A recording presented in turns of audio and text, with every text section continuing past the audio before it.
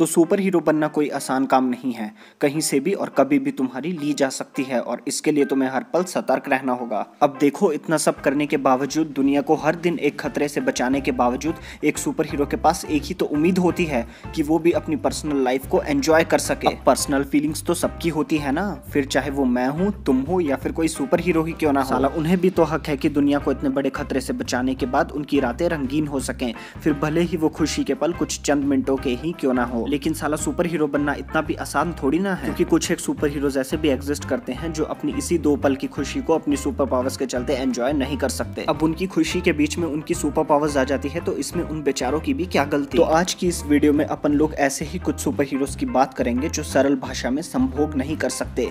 नहीं, ये हम यहाँ पे क्या करने आए हैं? या फिर इन सुपर हीरोज को बहुत ही दिक्कत का सामना करना पड़ता है ये सब करने के लिए। लेकिन वीडियो को शुरू करने से पहले इस वीडियो को लाइक और इस चैनल को भी याद से सब्सक्राइब कर दो। साला बिना सब्सक्राइब किए निकल मत जाना। और साथ ही में नोटिफिकेशन बेल को भी ऑन कर दो ताकि मैं जो भी नई वीडियो डालूं उसकी नोटिफिकेशन तुम्हें सबसे पहले मिल जाए। और मैंने एक वीडियो ऐसे कैरेक्टर्स पर भी बनाई है जिन्होंने कॉमिक्स में अपनी अश्लीलताओं का प्रदर्शन दिखाया है, तो उसे भी चेकआउट जरूर करना। तो चलो फिर शुरू करते हैं अपने पहले कैरेक्टर से, द इनक्रेडिबल हल्क। तो भले ही हमारा हल्क एक मस्कुलर बॉडी वाला, डोले शोले वाला, एक मैनली अपीयरेंस वाला इनक्रेडिबल गाय हो, लेकिन ये अपनी मर्दानगी का प्रदर्शन करने में तो बिल्कुल भी इनक्रेडिबल नहीं है। और इसका जीता जागता सबूत हमने 2008 के इनक्रेडिबल हल्क की मूवी में भी देखा था, जहां पर ब्रूस बैनर और बैटी एक मोटेल रूम में अपनी खुशी के चंद पल एंजॉय करने की कोशिश करते हैं। लेकिन फिल्म शुरू होने से पहले ही ब्रूस बैनर की हार्ट बीट बहुत ही तेजी से बढ़ने लगती है और वो बैटी को एकदम से पीछे कर देता है। और इसी सीन से हमें पता चलता है कि ब्रूस बैनर बिना हल्क में ट्रांसफॉर्म हुए इंटरकोर्स नहीं कर सकता। और ब्रूस बैनर हल्क में तभी ट्रांसफॉर्म होता है जब उसकी हार्ट बीट बहुत ही तेज हो जाती है। और तुम तो ये जानते ही हो कि अगर एक बार वो हल्क में ट्रांसफॉर्म हो जाए तो बैटी का, खैर छोड़ो, मैं ये इमेजिन भी नहीं करना चाहता। अब कुछ लोग इस चीज पर भी पॉइंट आउट कर सकते हैं कि वर्ल्ड वॉर हल्क कॉमिक्स में तो हल्क का बेटा भी होता है, तो ये चीज कैसे पॉसिबल हो सकती है। तो देखो, अगर तुमने वर्ल्ड वॉर हल्क कॉमिक अच्छे से पढ़ी है तो तुम्हें ये पता होगा कि उसमें हल्क की वाइफ एक एलियन होती है, और एक एलियन और ह्यूमन में फर्क तो होता ही है ना। इससे ज्यादा मुझे तुम्हें बताने की जरूरत नहीं पड़नी चाहिए। साला मैं जानता हूँ कि ऐसी चीजों में तुम्हारा दिमाग बहुत ही आगे चलता है। तो अगले कैरेक्टर की बात कर लेते हैं, जो कि है हैनकॉक। अब हैनकॉक मूवी अपने बचपन में हम सभी ने एक ना एक बार जरूर देखी होगी। ये मूवी 2008 में रिलीज हुई थी और इसमें विल स्मिथ ने हैनकॉक का रोल प्ले किया था। अब देखो, अगर तुमने हैनकॉक मूवी देखी है तो तुम इसकी सुपर पावर्स के बारे में तो अच्छे से जानते होंगे, लेकिन इसकी एक ऐसी हिडन सुपर पावर भी है जिसके बारे में तुम नहीं जानते होंगे।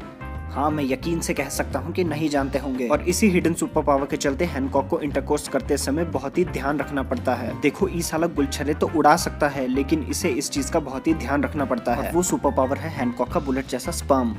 अरे सच में मजाक नहीं कर रहा हूँ। हैनकॉक का सीमन इजैकुलेशन के टाइम एक बुलेट की रफ्तार से रिलीज होता है और इसकी वजह से ये किसी भी वुमन को मार सकता है। और इस चीज का सबूत हम हैनकॉक मूवी के डिलीटेड सीन में देख सकते हैं, जहाँ पर हैनकॉक एक वुमन को अपनी ट्रेलर में लेकर आता है और जब अपना हैनकॉक क्लाइमैक्स के करीब होता है तो वो उसी वुमन को जोर से पीछे की तरफ धक्का देता है और हम देखते हैं कि हैनकॉक का सीमन उसकी गाड़ी की छत को एक बुलेट की तरफ फाड़कर निकल जाता है और उस छत में छेद हो जाते हैं। तो हाँ, इसी के चलते प्रॉपर मजा तो हमारे हैनकॉक भैया नहीं ले सकते, लेकिन हाँ, वो मैनेज कर लेते हैं। तो अगली बात कर लेते हैं एक्समैन के कैरेक्टर रोग की। रोग तो कितना बुरा लगेगा ना कि तुम इतनी हॉट दिखती हो और तुम्हारे हेयर भी इतने कूल हैं और तुम इतना सेक्सी सा जंप सूट पहनती हो और इवन कि तुम्हारे पास बॉयफ्रेंड भी है, लेकिन फिर भी तुम किसी को टच नहीं कर सकती। तो यही हाल है हमारी एक्समैन की कैरेक्टर रोग का, क्योंकि रोग की सुपर पावर्स ही ऐसी हैं कि वो जब भी किसी को टच करती है तो उसकी फिजिकल एबिलिटीज, उसकी स्ट्रेंथ और उसकी मेमोरीज को एब्जॉर्ब कर लेती है। और ये सब रोग के एक टच में ना चाहते हुए भी हो जाता है और इसी की वजह से रोग ट्रेजिकली अनटचेबल हो जाती है और जिसकी वजह से वो समटाइम्स फिजिकल ना होने की वजह से फ्रस्ट्रेटेड भी हो जाती है और इसी की वजह से वो कई बार अपनी पावर से छुटकारा पाने की भी कोशिश करती है। पुअर रोग, तुम्हारी मजबूरी तो सुपर पावर्स है, लेकिन अपने पास तो कोई सुपर पावर भी नहीं है। फिर भी खैर, ये दुख तो चलता रहेगा।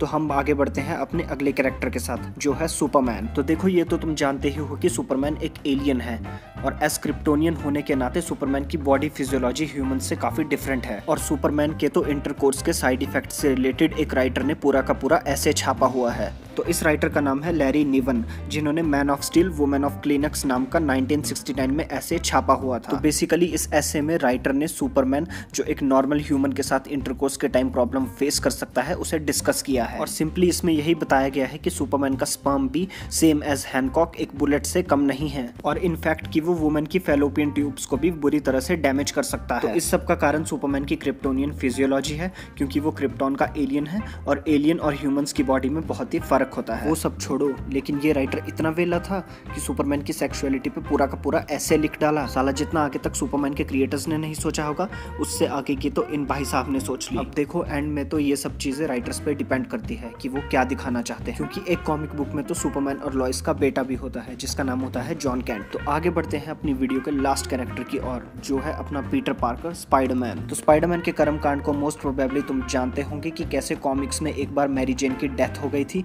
वो भी सिर्फ पीटर पार्कर की वजह से। तो मैरी जेन की डेथ का कारण था कैंसर, जो कि उसे हुआ था पीटर के रेडियो एक्टिव स्पर्म से। तो देखो मेरे हिसाब से तो मैरी जेन को कैंसर इनके ओवर द ईयर इंटरकोर्स की वजह से हुआ है, और ऐसा भी हो सकता है कि पीटर के बॉडी फ्लूइड्स की रेडिएशन के लॉन्ग एक्सपोजर की वजह से मैरी जेन को कैंसर हुआ हो। तो हाँ भाई, अपना पीटर पार्कर भी चंद पल की खुशी प्राप्त कर सकता है, लेकिन दिक्कत तो है। लेकिन तुम्हारे दिमाग में ये भी आ रहा होगा कि पीटर और मैरी जेन की कॉमिक बुक्स में मेडे पार्कर के नाम से बेटी भी तो है। तो देखो एंड में बात घूम फिर कर राइटर्स पे आ जाती है कि जो भी राइटर्स कॉमिक बुक में दिखाना चाहते हैं वो दिखा कर ही रहेंगे। तो इसी के साथ ये थे कुछ एक कैरेक्टर्स जिन्हें की फिजिकल होने में बहुत ही दिक्कत हो सकती है। तो इनमें से किस कैरेक्टर से तुम्हें सबसे ज्यादा हमदर्दी है कमेंट करके बताओ, और अगर तुम्हें वीडियो पसंद आई हो तो वीडियो को लाइक मार दो, और चैनल में किसी भी तरह से नए आए हो तो चैनल को भी सब्सक्राइब कर दो। और इसी के साथ मेरा एक इंस्टाग्राम अकाउंट भी है चैनल के सेम नेम से, वहां पर मैं बहुत ही मजेदार कंटेंट डालता हूं, तो उसे फॉलो कर दो, मैं उसका लिंक डिस्क्रिप्शन में दे दूंगा।